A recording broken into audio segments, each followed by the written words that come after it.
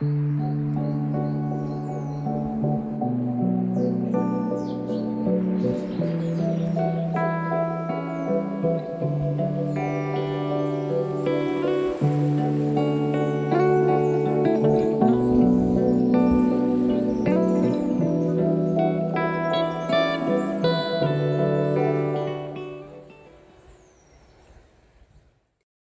¿qué tal? ¿Cómo estáis? Bienvenidas y bienvenidos de nuevo en mi espacio interior. Hoy os voy a explicar un tema que probablemente os puede interesar a muchos de vosotros. ¿Cómo se vive la elaboración de un proceso de duelo ante la pérdida de un ser querido? También podéis encontrar más información en mi blog de la web gemapsicologaclínica.com. El título del vídeo es el mismo que el del artículo, así como en otros vídeos. Pues bien, no podemos olvidar a la doctora Elisabeth Kubler-Ross, tanatóloga y psiquiatra suiza que pudo acompañar durante muchos años a personas ante su fase final de vida y también, por supuesto, a los familiares y amigos de estas personas.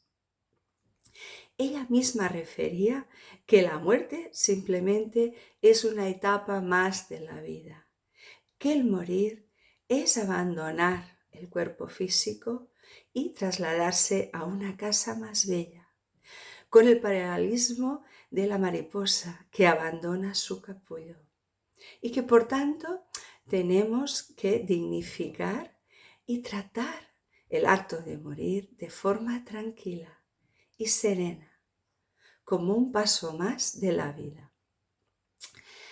Ella, cuando tenía 5 años, ya vivió 2 muertes que explica en un libro de su autobiografía, La rueda de la vida, en el que una compañera de habitación, cuando ella tenía neumonía con 5 años, murió. Explica que le impactó muchísimo, así como también un vecino que estaba cerca y que murió de un accidente y que la familia presente y ella ayudando a atender a este acto de morir en aquel momento. Por tanto, como ella explica, y pienso que de una forma muy bella, dice Kubler-Ross: la realidad es que llorarás para siempre. No superarás la pérdida de un ser querido. Aprenderás a vivir con ello. Te sanarás y te reconstruirás alrededor de la pérdida que has sufrido. Volverás a estar completo, pero nunca serás el mismo. Tampoco deberías ser el mismo, ni querrías serlo.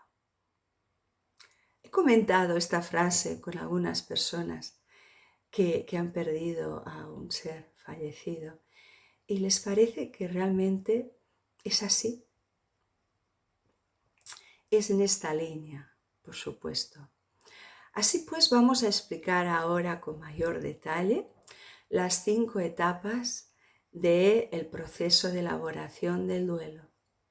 Como ella bien dice, no necesariamente se tienen que vivir todas ellas y de forma lineal.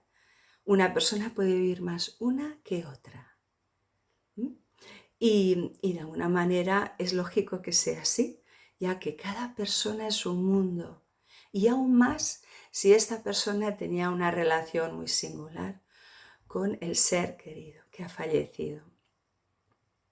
También depende mucho del tipo de fallecimiento, por supuesto. No es lo mismo a través de un proceso cancerígeno o otra enfermedad similar, en que la persona y familiares pueden ir asumiendo de forma un poco más anticipada este duelo y que se vayan preparando también, por supuesto, la misma persona que va a fallecer. Sí que os quiero comentar que también hay un libro muy interesante de ella, que os lo voy a enseñar, La muerte, un amanecer. Fue el primer libro que ella escribió explicando las experiencias de acompañamiento de estas personas y está traducido en muchos idiomas. Yo os lo recomiendo, es muy bonito. Sencillo, delgado, pero dice unas frases, dice unas ideas, un contenido que realmente representa lo que ella ha ido compartiendo y acompañando a estas personas que estaban en su fase final de vida, así como por supuesto a los familiares y amigos. Como he dicho, son 5 etapas. Vamos a explicarlas de forma un poco detallada y también son orientativas. No quiere decir que cada persona tenga que pasar de forma ordenada y lineal, como dice Kubler-Ross, en cada una de ellas. Puede saltarse alguna o realmente solo vivir una o dos de forma más intensa. Dependerá de muchos factores personales y en relación a cómo se establecía antes la relación afectiva con esta persona fallecida.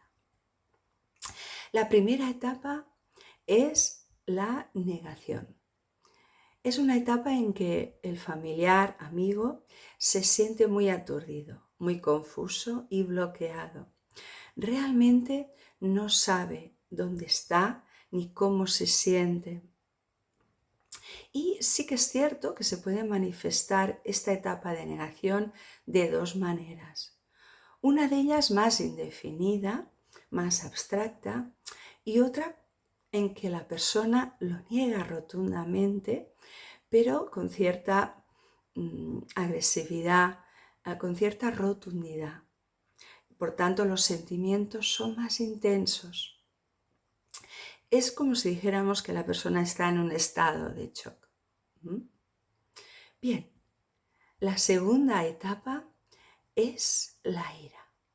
La ira se compone, se describe como un conjunto de sentimientos en que la persona se siente muy frustrada, principalmente porque no sabe cómo gestionar todas estas emociones. Así pues, puede haber episodios de ira, de rabia, de enfado. Y es importante también que si estos sentimientos son muy intensos, que la persona pueda consultar con algún profesional o bien con una persona de confianza. Eso también en la etapa interior y en las etapas restantes que os voy a explicar. Porque si no se van estructurando de forma importante estos sentimientos y no se resuelve el duelo. Al contrario, se va enquistando el duelo con el tiempo.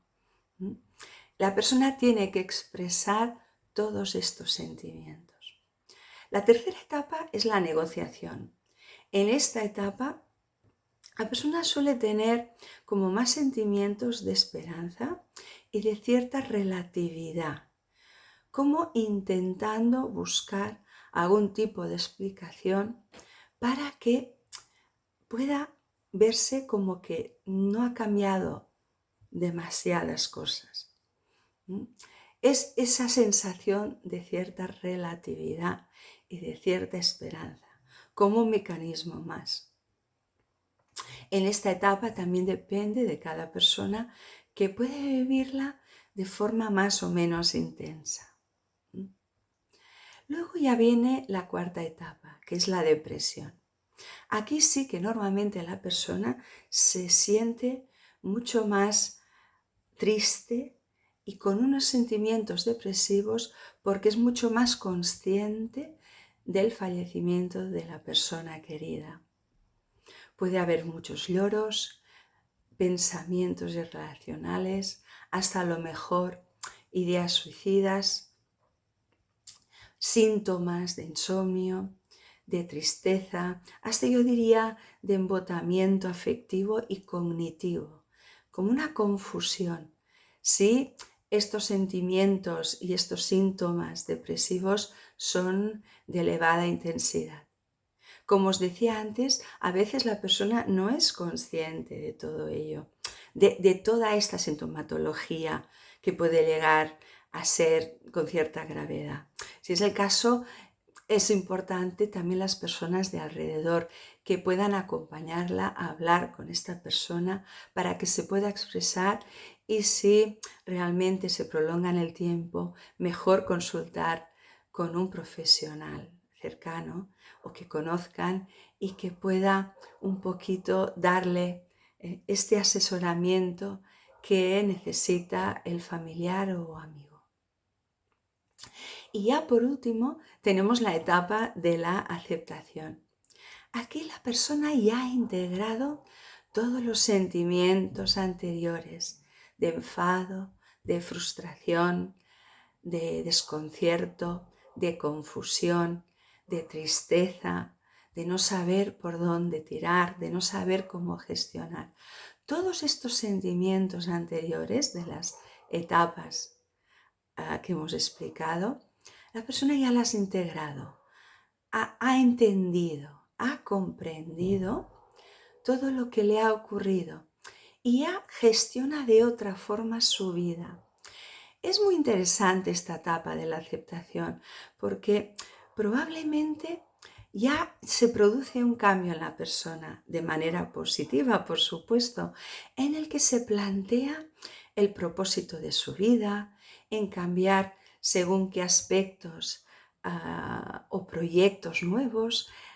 Es como que ha aprendido una serie de conocimientos y de experiencias a partir del fallecimiento de su ser querido y por tanto necesita dar nuevos significados, nuevos propósitos a su vida. Por supuesto que es muy positivo y se anima a que así sea.